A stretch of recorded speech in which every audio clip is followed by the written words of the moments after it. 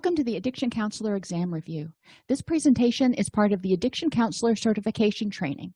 Go to https:/www.allceus.com/certificate-tracks to learn more about our specialty certificates starting at $149. Welcome to today's edition of the Addiction Counselor Exam Review podcast. This is episode 22, and today we're going to be talking about pharmacology.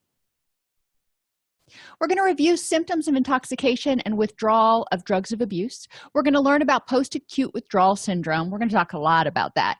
And we'll identify factors that impact symptomatology.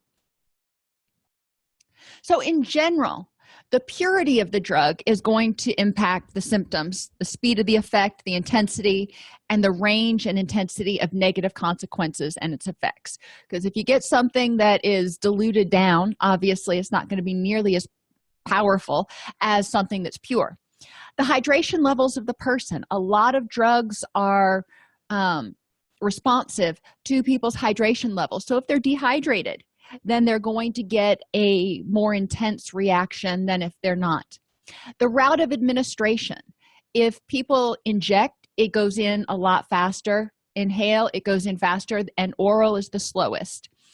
And usage patterns. If somebody uses every once in a while, they may get a really intense effect. If they're a habitual user, they may have started to develop tolerance, so they may not have the same effects as other people. And we're going to talk about tolerance and sensitization later in the podcast. So remember that injecting can result in blood infections, collapsed veins, and kidney and heart problems, even though that's the fastest method of administration, getting it to the brain. Inhalation can result in ulcerated nasal passages and, other problems in the sinus cavities. Oral ingestion, drinking, eating, must be filtered through the liver and the kidneys, and it often also irritates the GI tract. And this is the slowest method of administration. So take marijuana, for example. People who smoke it feel the effects a lot faster than people who eat it, who may not feel the effects for, 45 minutes or so. Same thing with LSD. LSD doesn't typically take effect right away. It's like 45-minute lag time. So people tend to think, it's not working, and they take more, and then they end up overdosing. So let's start out looking at some of the drugs of abuse. Alcohol is classified as a sedative, hypnotic, and a CNS depressant. Now, the interesting thing with alcohol is the initial stage when people are buzzed or intoxicated, it is more of a sedative. It tends to lower disinhibitions or lower inhibitions. But as it starts to wear off, it wears off faster than the body can start making GABA again. So people start to feel anxiety, and a lot of people will start to feel an anxiety or a panic attack when that alcohol starts to wear off, which leads them to take another drink. So it is important to recognize that alcohol has some really interesting effects in the body. There are 8 stages of intoxication as blood alcohol increases. You have your subclinical, which, you're not really feeling much. You have your euphoria, where you're feeling pretty buzzed. Excitement, and then excitement and confusion, then confusion and stupor, coma, and death. So obviously it takes a lot to get to coma, but you can do it, especially if you're doing shots or other things that, you're ingesting a lot of really high purity alcohol really quickly, and if you're dehydrated or haven't had anything to eat. Men tend to drink more than women, but women are more likely to develop drinking problems and experience alcohol-related organ damage at lower levels. This is because women's blood alcohol reaches higher levels with the same amount of alcohol as men, because alcohol mixes with water, and men tend to have more body water. They have more muscle mass, which means they tend to have more body water. So it is important to recognize that it's the blood alcohol we're looking at more so than how many drinks did the person actually have. Alcohol-related medical conditions, loss of control of eye muscles or nystagmus, and people may be looking at you, especially if they're intoxicated, and their eyeballs are kind of darting back and forth. Hypoglycemia, so if somebody is diabetic, alcohol's really a dangerous thing because it's going to start messing with blood sugar. Gastritis and pancreatitis, it really starts upsetting the stomach and the pancreas, as well as the liver. All of those digestive organs get hit pretty hard with alcohol, and alcohol increases the level of, or the risk of, a lot of different cancers, including stomach and bladder cancer. But I digress. So reduced immunity, cardiac arrhythmia, especially initially you have that sedative effect of the alcohol, so heart rate may slow down a little bit, but then when it starts to wear off and the body can't keep up substituting what the alcohol was doing with GABA, the person may start to feel like their heart rate is beating really, like their heart is beating really fast, or they may have arrhythmia, which is irregular heartbeats. People may have anemia because alcohol inhibits the absorption of certain vitamins and minerals. They may experience constant flushing, peripheral neuritis, fatty liver, cirrhosis of the liver, increases in blood pressure. Now, I really want to focus on this because people who are detoxing from alcohol, remember I said, I know I've said it like 5 times now, the body can't keep up. So when somebody starts detoxing, they tend to have a stress reaction. So you have anxiety, you have faster heart rate, you have an increase in blood pressure. Someone who has been drinking a lot, if they decide, even if they're not a quote problem drinker, if they drink a lot and they decide to suddenly detox themselves, that can be dangerous. Alcohol detox is one of the few drugs that is actually life-threatening to detox from, so they need to be under supervision because their blood pressure can go really high really fast. They also may have inadequate absorption of certain B vitamins, which can lead to something called alcohol-related dementia or Wernicke-Korsakoff syndrome. If somebody who is detoxing suddenly starts slurring their words and acting like they've got dementia or some sort of cognitive impairment, it is a medical emergency. It's not just going to improve as soon as the alcohol wears off. If it is Wernicke-Korsakoff syndrome, they need to get to an emergency room and get an injection of certain vitamins in order to prevent this from becoming permanent.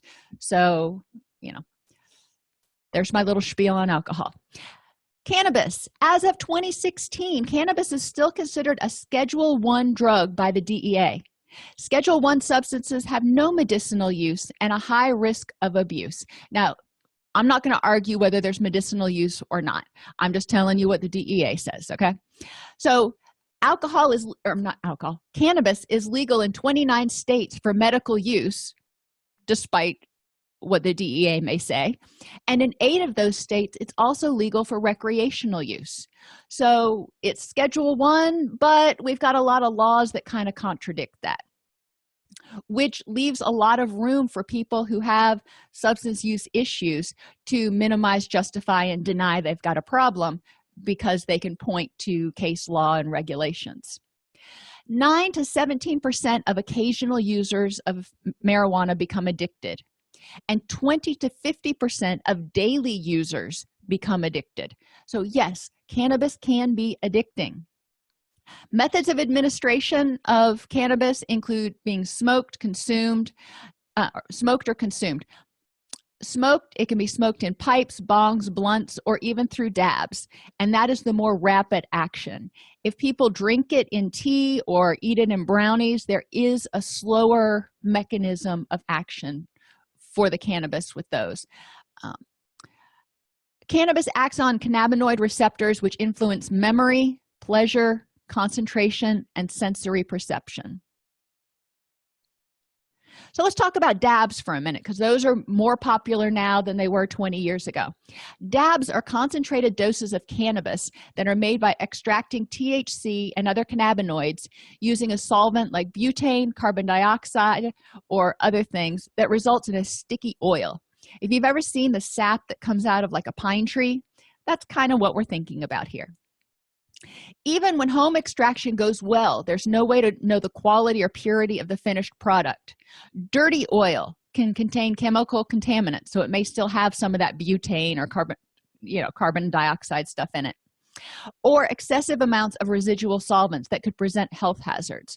So is it safe? Yeah, the jury's really still out. Cannabis extracts often test between 60 to 90% THC, which means it doesn't take much at all to become profoundly high. It can be inhaled using a dab pen or an e-cig with certain attachments. So if you've got clients that are vaping, you do want to be aware of exactly what they're vaping and whether it's cannabis, spice, or tobacco. Besides coughing like a maniac, the second most common side effect associated with dabbing is sweating like you ran a marathon. So if you have a break and clients go out and they have a smoke break or whatever, if you allow smoking in your facility and they come back and one person starts just sweating profusely, that's what we call a clue. Effects of cannabis in general. Respiratory illness. When you're inhaling things that your body's not used to, you're more susceptible to respiratory illnesses. Heightened heart attack risk. Cannabis can raise your heart rate and cause a heightened risk of heart attack. Neurobehavioral effects on a fetus. It happens. Increased depression, anxiety, and suicidal thoughts, especially in adolescence. Loss of motivation, worsening of schizophrenia, impaired judgment, impaired coordination, reduced life satisfaction, and lower academic or career success. So, when we're looking at the physical impact of cannabis, it's not nearly, in my opinion, not nearly as scary as alcohol, which is also legal. However, it is important to recognize that people can get addicted, and there are respiratory effects and potential heart effects from use. People also need to be careful when they get their marijuana or where they get it from, because it can be laced with other things, and we'll talk about that when we get down to the hallucinogens. But it's important, if they're using, let's just say they're using legally recreational marijuana, they need to know that it's clean and it's of good quality. Also, as a little aside, if you watch the video that we've got on our YouTube channel, allceus.com/YouTube, that's specifically on marijuana, you'll learn that there are dozens and dozens of different strains of marijuana, and some make you more euphoric, some make you more sedated. So it's important to recognize that marijuana is not just a plant. It's not like oregano that's pretty much the same. There are different variations to it, and the impact on the person is different. You can also, or growers can also genetically modify and do things to enhance the THC levels in their cannabis plants. So again, even if you're getting the same strain from Jim and then you go over to Sally and buy from her, she may have a totally different intensity of her cannabis. So those are things to be aware of when you're working with clients and who may be using cannabis. Synthetic marijuana, or spice, K2, whatever they call it now. Synthetic cannabinoids refer to a growing number of man-made, mind-altering chemicals that are sprayed on dried, shredded plant material and vaporized to get high.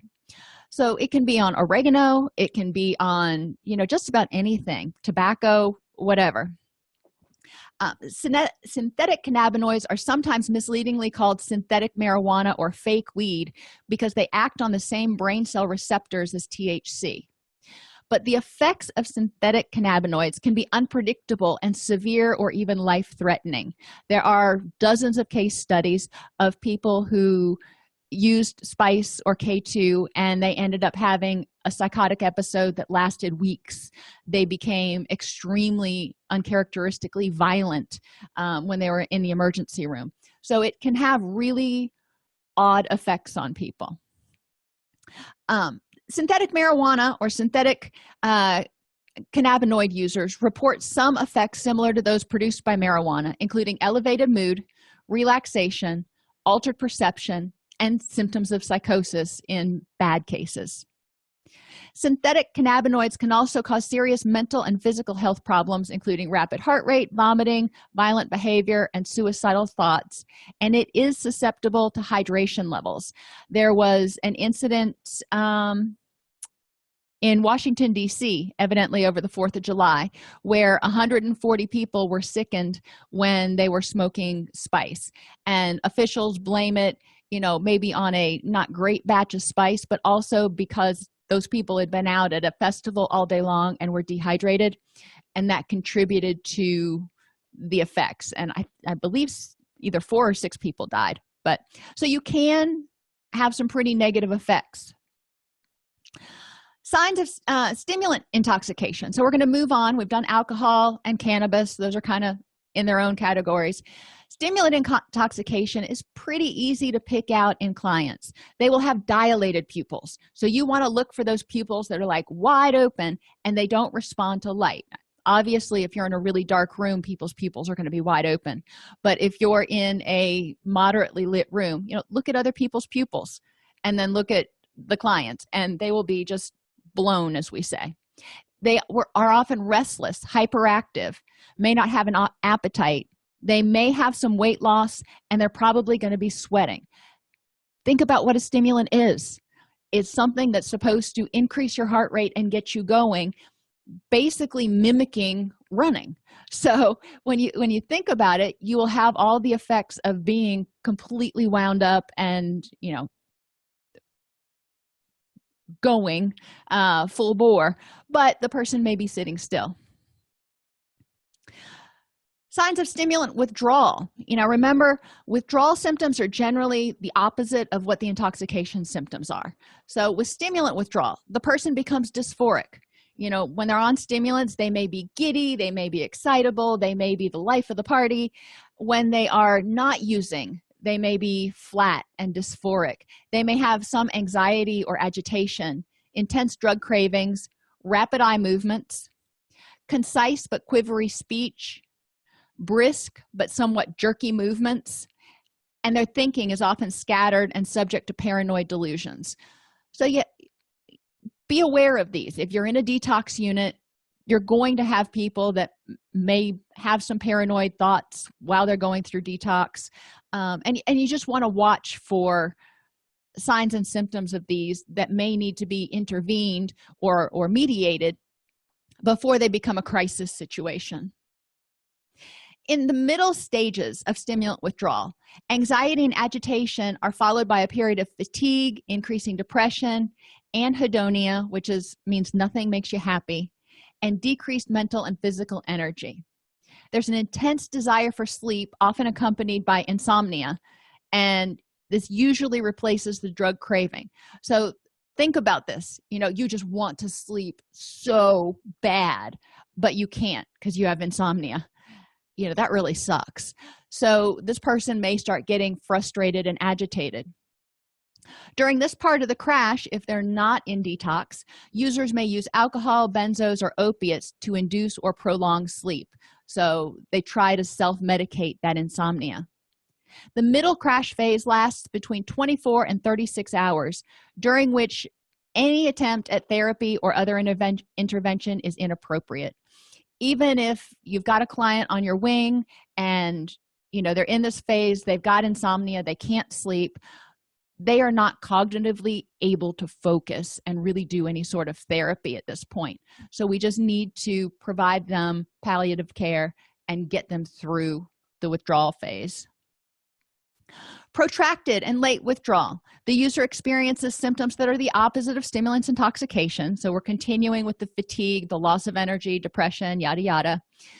The symptoms may increase in intensity over the next 12 to 96 hours immediately following the crash and may wax and wane over several weeks. So that middle period, remember, go back here, the middle period's 36 hours. So 0 to 36 hours, we expect these symptoms. But they may still intensify up to the 96-hour period.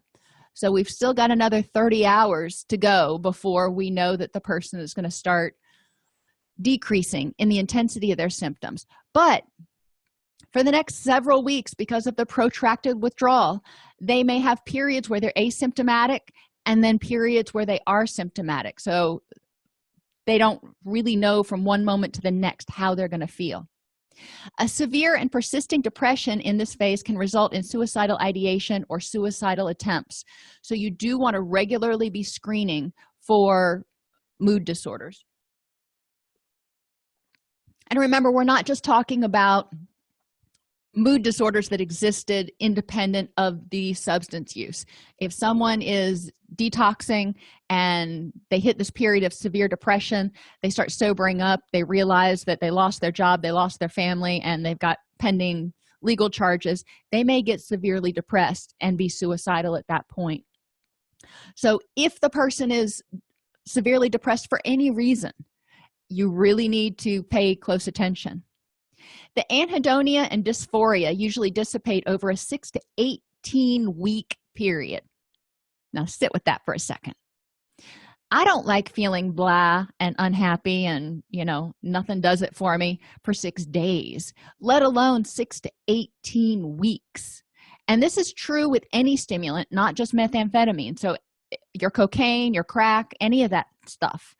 Adderall, it's important to recognize that this is a problem and it will be a relapse trigger for a lot of people. And I always use the analogy of Eeyore. They were feeling like Tigger for when they were using. Now they feel like Eeyore, and just everything is dragging and nothing makes them happy. And some clients report that nothing is, it's not colorful, it's just everything is gray. There are no highs, there are no lows, it's just blah all the time. So think about those days when it's not raining and it's not sunny, it's just really kind of blasé gray all day long. Think about living in that mindset for 18 weeks. Okay, so this is why we need to really create a strong relapse prevention plan, and in some cases with some clients, have them consider talking to a psychiatrist about a short course of antidepressants. Periods of drug craving may reemerge and be triggered by environmental cues, you see it, people, places, and things, and emotional states. So if they're feeling depressed and they have self-medicated that depression with stimulants before, well, guess what? They may want to do it again. If they are getting ready to go to a party and they've got some social anxiety and they used to use cocaine before they went to parties, it may trigger them to want to use again. So we do need to, again, pay strong attention to relapse prevention planning early in treatment. Tolerance. There's tolerance to many of the initial effects of stimulants after only a few weeks of use. So just like opiates, which we're going to get to in a few minutes, people, if they've been using for just a few weeks, they're going to need to use more and more and more. Tolerance develops rapidly to the euphorogenic and anorectic effects of stimulants and weight of stimulants. So let's just stop there for a second. Euphorogenic, which means the happy that you get, you don't get that same happy anymore, which leaves a lot of people doing what we call chasing the high, and they're trying to use more to get that same rush that they got the first time they used. And the anorectic effects, those are those appetite suppressant effects, those generally wear off pretty quickly too. And weight loss generally stops after several weeks because the person has lost a significant amount of weight, so their base metabolic rate goes down and their weight loss stops. Tolerance also appears to develop to the cardiotoxic effects of large dosers, which means many users who are using something 3, 4, 10 times what they were using when they started can use that and not have a heart attack and die because their whole body has gotten used to having that drug put into it. So it's not as dangerous. Tolerance is a really interesting thing. But you got to remember, a lot of tolerance will go back, wear off, if you will, over time. So you don't want to assume if the person was using X amount when they stopped using, that they can be clean for 6 months and then use that same amount and not have negative effects. So, it's really important for people to understand tolerance and the resolution of tolerance in the whole scheme of recovery. So if they do relapse, which I'm hoping they don't, and relapse is not a necessary component of recovery, but if they do need to be aware of the fact that they can't pick up where they left off at that same dose, or it could kill them. Many of the initial symptoms of stimulant intoxication disappear with chronic use. So they could be using methamphetamine and their blood pressure may be normal, and they may not be nauseous or vomiting at all because their body's gotten used to it. The body adapts in order to preserve itself and help the person survive. I told you we'd talk about sensitization. Now, this is the opposite of tolerance. Sensitization is a unique phenomenon of stimulants. Users are especially vulnerable to psychosis-inducing effects. So after one psychotic episode is experienced following use, a lower dose may induce another psychotic episode. So some of the negative effects that come from the use of stimulants, you may experience those at lower and lower doses, but in order to get that euphoric feeling, you're needing higher and higher doses. So you see where there's a problem here. Cocaine users are more likely than methamphetamine users to present with serious and potentially lethal physical complications, including cardiac arrhythmia, chest pain, stroke, seizures, hypertension, and hyperthermia, which means their temperature went up too high. Cocaine users are also more likely than methamphetamine users to use multiple substances, especially alcohol, benzodiazepines, or opiates.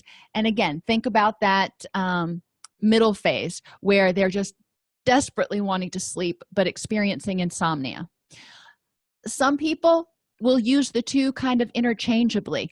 They use the stimulant to get them revved up for a party, and then when they're ready to go home at night, they use the benzos to come down and go to sleep. So it's really hard on their system. Let's start talking a little bit about hallucinogens, and we're going to start with PCP. Signs of PCP abuse include sedation, immobility, amnesia, numbness, slurred speech and other speech difficulties, a sense of invulnerability, a blank stare, rapid involuntary eye movements. You see those eye movements keep coming up. So if you see that in a client, it's a really good indication that something is going on and you need to probe further. With PCP, you can also experience hallucinations, hence the name hallucinogens. It's important to recognize that with the loss of the sense of self, they may feel intense alienation, as though the world and people in it make no sense, and experience feelings of depression. So if everything that they thought they knew doesn't seem to be the way it was, it gets really confusing.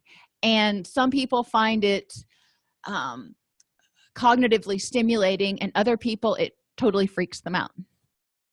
People can have delusions, especially delusions of grandeur, when they're on PCP. They have that sense of invulnerability. They think they're God. They think they're the president. But they also may have delusions of persecution. They may think that people are chasing them or trying to read their minds. High blood pressure, rapid heartbeat, reduced pain sensitivity, and apathy. So there's a lot that goes on with hallucinogens that overlaps both alcohol and stimulants. So we need to ferret out what the person's experiencing. Rarely, if ever, I don't think I've ever had a client that has been primarily a hallucinogen abuser who's been self-medicating anything. A lot of times the hallucinogen use starts out recreationally and continues somewhat recreationally. That's not to say it doesn't happen, but just kind of being aware of why your client is using will help you develop a more effective relapse prevention plan. With hallucinogens, low doses are characterized by numbness in the hands and toes, as well as general drunken-like behavior. Moderate doses produce partial or full anesthesia, where the person can't move their limbs or any part of their bodies. They're just like frozen. High doses have the potential to cause convulsions and even death, and it can be added to marijuana or other smoked material. I had a client one time who was on work phase went out to work, smoked what she thought was spice, and she thought she'd get away with that, but the spice happened to also be laced with PCP. And when she came home, she was experiencing effects similar to a moderate dose of PCP, as well as very intoxicated from the spice. So she had a lot of stuff going on. Her heart rate was in the 190s. She felt like she couldn't move. We ended up having to have EMS take her to the emergency room because she couldn't get off her bed. So there can be very scary or unpredictable consequences. Other symptoms that may show up in a person who's used PCP over a long period of time include stuttering, impaired memory, inability to think clearly, inability to speak, suicidal thoughts, anxiety, depression, and just isolation and withdrawal. Now remember, with the hallucinations, if they start feeling alienated from people, if those thoughts and experiences stay with them, they may start not trusting other people. So they may start socially isolating from everybody else. Now, another hallucinogen that we hear a lot about is LSD or acid. Common signs of LSD abuse include sweating, dry mouth, dilated pupils. Got those blown pupils again. Numbness. Remember, dilated pupils are also common in what? Stimulants. So you can't just look at a person's eyes and go, you took that drug. You do need to do a little bit more exploration. So numbness, dizziness, loss of appetite, tremors, increased blood pressure and heart rate, mood swings, hallucination, distorted thinking, impulsiveness, impaired judgment, and intensified sense of smell and hearing. So a lot of these symptoms of LSD are very similar to symptoms that people are going to experience when they're using stimulants. But this intensified sense of smell and hearing is one that's unique. So we do want to listen for signs of that. And people who use LSD can also experience flashbacks long after the intoxication is ended. So I've heard of people talking about having flashbacks years later. It is important to be aware of. And if your client has ever used LSD, it's important to be aware of in creating their relapse prevention plan, also in creating their treatment plan, and being cognizant if they suddenly have certain changes in treatment. You may want to check in with them and see if they're experiencing a flashback. Many individuals may take LSD and be unaware that it takes between 20 and 90 minutes to elicit its effects. So if you take it and you wait 30 minutes and you don't feel anything, and you wait another 20 minutes and you still don't feel anything, then you take another dose, you may end up taking 2 or 3 times more than you really anticipated, causing some significant negative side effects. With LSD, it's a man-made thing, so doses are not standardized, and it's really important to recognize that one dose that's exceptionally pure or multiple doses in a short period of time can lead to overdose. LSD, like opiates, increase serotonin in the brain. An LSD overdose can produce symptoms of serotonin syndrome, which again is life-threatening. So if somebody has markedly dilated pupils, dangerously elevated blood pressure and temperature, super rapid heart rate or irregular heartbeat, tremors, muscle shakes, extreme drowsiness, nausea, diarrhea, excessive sweating, flushing, goosebumps, those are all things that should be a warning sign that something is not going well. Anytime somebody's temperature is way up, or their blood pressure is way up, or even their heart rate is way up for more than just a second, it's probably worth making sure they get emergency medical care, because that's not normal, and we need to understand what's going on. Another effect of LSD is called rhabdomyolysis, and this is the breakdown of muscle tissue that can lead to kidney failure. And you see rhabdomyolysis in extreme athletes as well. But the take home is that if this muscle tissue starts breaking down, it can lead to kidney failure. It doesn't matter why it started. So we've covered alcohol, cannabis, stimulants, hallucinogens. Let's move on to those prescription drugs. You have opiates, which rank number 2 behind marijuana as the most abused drug out there. 60% of people who abuse it got it free from friends or relatives. They didn't go to their doc and try to get a prescription. They got it from a friend. Opiates are obviously used to treat pain, but in some cases, they're also used to treat treatment-resistant depression. So I have seen cases where people have been prescribed pretty intense levels of sedative-type drugs, opiate-based drugs, in order to address depression. So being aware of that. Why is the person taking the opiates? Now, this can be, why is the person prescribed the opiates, so you understand how to write a treatment plan, or what is the benefit to the person to taking the non-prescribed opiates, because they may be self-medicating. So if they take the opiates, and there are certain opiates that make you feel pretty good and take away that anxiety feeling, and other opiates will tend to knock you out.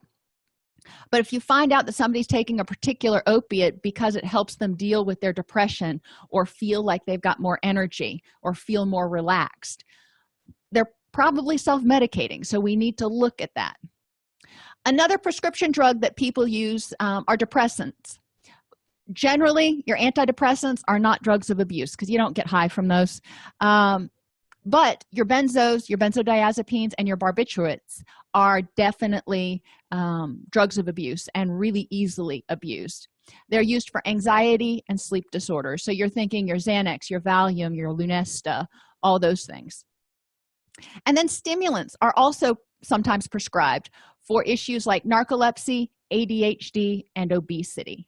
So there are legal uses for opiates, depressants, and stimulants.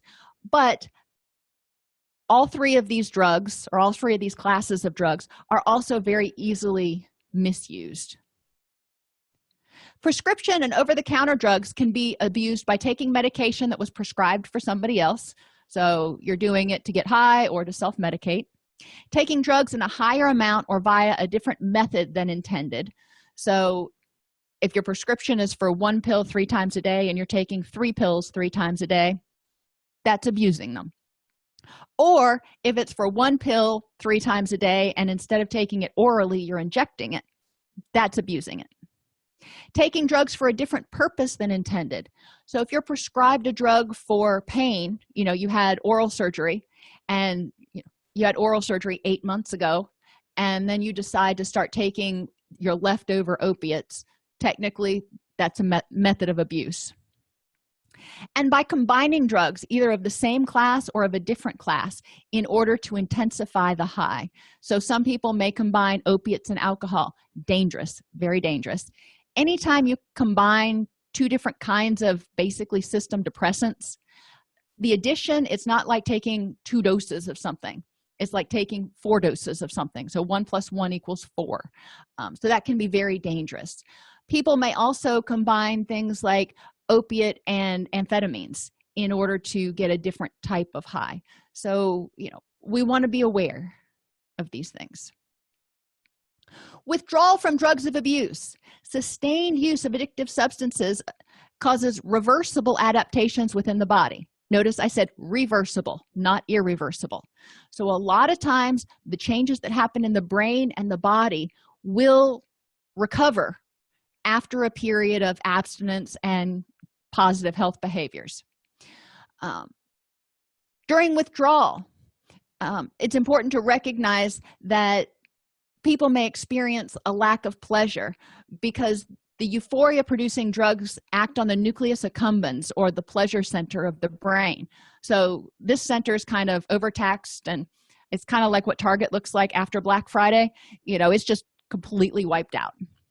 So we need to give it time to restock its shelves and get itself back together. And again, remember that alcohol and benzodiazepine withdrawal can be life-threatening. Opiates, withdrawing from them is generally not life-threatening as long as the person doesn't get dehydrated. There are a lot of doctors that will do ambulatory detox for opiates and stimulants, but they won't do it for alcohol or benzos.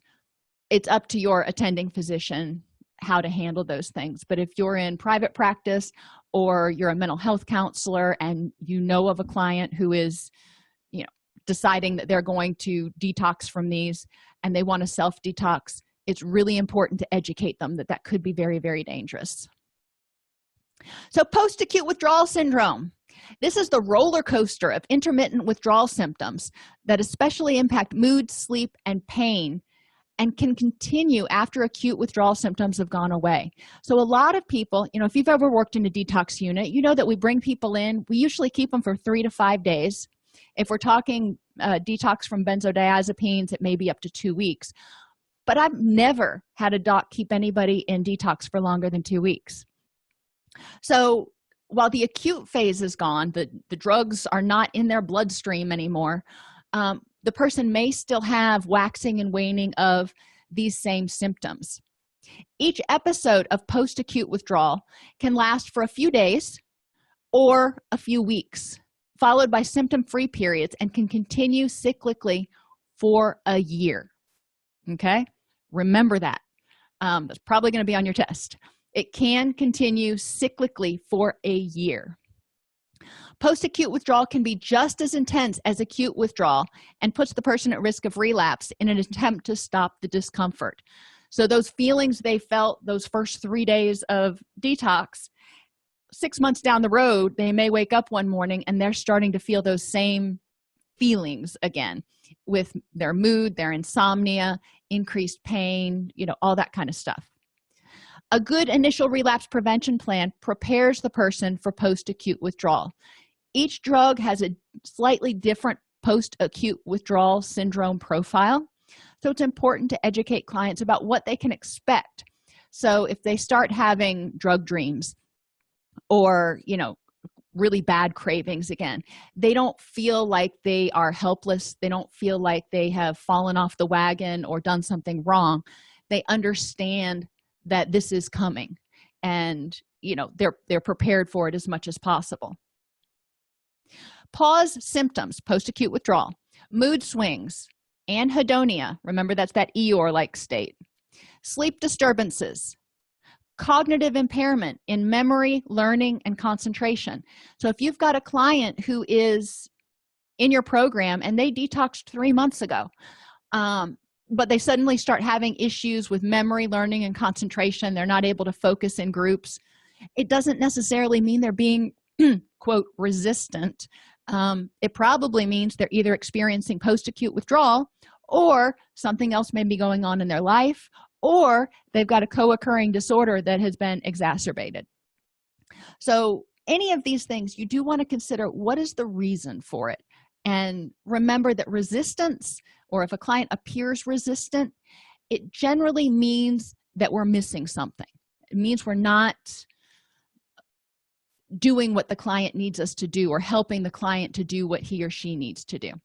So anyway, mood swings, anhedonia, sleep disturbances, cognitive impairment, fatigue, drug cravings, stress sensitivity, and lower pain threshold. So this stress sensitivity, and a lot of us have probably experienced it at one time or another when we've just been really worn down, and one more thing, doesn't matter how small it is, one more thing is just going to make us freak the freak out. We've all had those days.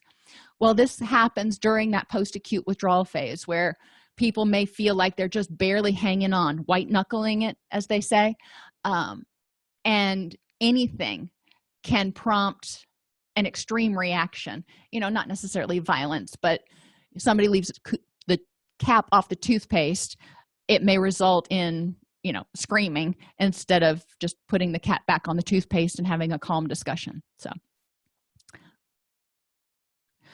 So in summary, many people are polysubstance users, and that's important to remember. Signs of withdrawal are often opposite those of intoxication, so that's an easy kind of rule to remember. Pupil dilation and nystagmus, the bouncy eyes, are good indicators of potential intoxication from some type of substance. It can also indicate a head injury, so if somebody's been in a car accident, be aware of that. Protracted withdrawal can last for up to a month for many drugs. So, that first month for a lot of people can be really, really rough. And part of that is not only the drug getting out of the system, but the body rebalancing itself after, it's been out of whack for a while. So it takes a little while. Think about, and I use this analogy all the time, running a bath. Maybe you have been running a really hot bath because you like hot baths, and at a certain point it gets too hot and you decide, you know what, I'm going to turn it down a little bit. So you turn on the cold water, and the cold water is pouring in at your feet. So what do? You swish it around, and what happens? You have hot and cold spots. And that's kind of what protracted withdrawal and post-acute withdrawal are like, because the initial issue, you've quit using, but you're getting restabilized and everything is evening out now. So there could be little spurts or hot spots, if you will. Remember that LSD can trigger serotonin syndrome. So if somebody is taking antidepressants and they have a history of using LSD, or they're taking antidepressants and you find out that they're currently using LSD, that's really important for them to talk to their doctor, because this could be life-threatening. And post-acute withdrawal syndrome refers to the mood, cognitive, and sometimes pain-related symptoms that may persist intermittently for up to a year after somebody quits using. Generally, if people can make it through that first 12 months, it gets a whole lot easier. But we need to give them every tool and access to every resource possible for that first 12 months in order to ensure they make it that far, because it can be really miserable. Alrighty, so that was your summary of pharmacology. If you go to our YouTube channel, allceus.com/YouTube, you can see a lot more videos on pharmacology and much more detail on each of the individual drug classes. This was just kind of to give you an overview. You can also Google acronyms or mnemonic devices to learn some of the different symptoms of intoxication and withdrawal, if that is easier for you to learn with. All right, well, thank you for being with me today, and I will see you next week.